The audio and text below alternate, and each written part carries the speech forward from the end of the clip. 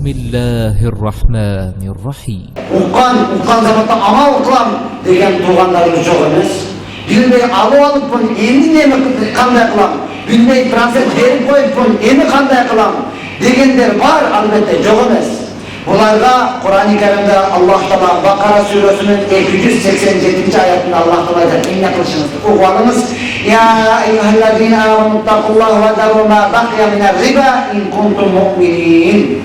Allah hayrolat ya eyyühellezine amenuttakullaha ey iman keltirgenler, Allah'a işengenler, yürekte imanı var adamlar, Allah Teala'dan korkulan ve daru ma baqiya minar riba prosentten kalganını aleyhimizi kaldırıp koyun, taşlar koyun.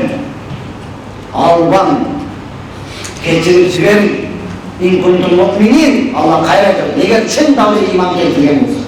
Çın davlı Allah calgız, men musulmanmın dev işeğinden olsan, prosentten 100 bin vergensiz, 100 bin aldığımız bir hafta 50 bin prosentin vererek, alban, taşlar koyun getirgen olsun. Buna yolunda Allah özü Kur'an'da kılır. Ne ayetler yok?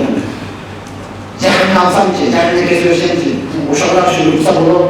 Aylan beden Allah aydıra taşlar büt barını. Allah'ın sadakasını ölsem ki, aramızın, hangisini sadakasın? Allah'ın kıynalamar. Oşan adamlar kıynalada durma tutulan. Oşan altına kıynalarına verip koysam ki, oşan kıynalamada sana yemeğini veriyor. Al bu dünyada da ahirette de kıynamadı. Yolunu Allah Teala açık aytdı. Taşlar oldu büttü, mamile büttü. Üzüm kesin, menden veresem yok, menden alasam yok. Deyip koy deydi Allah sana. Emin siz ne kılarsınız? Şimdi de Allah'ın yokumuna açıklanıyorsunuz. Adam ağırdan arkada yol izleyebilirim. Adam koştu yolunu izleyebilirim. Adam neyse toldur Allah'ın sonra. İzleyeyle vardır, o şey işte tutuyorsunuz. Bunu bırakın yolunu.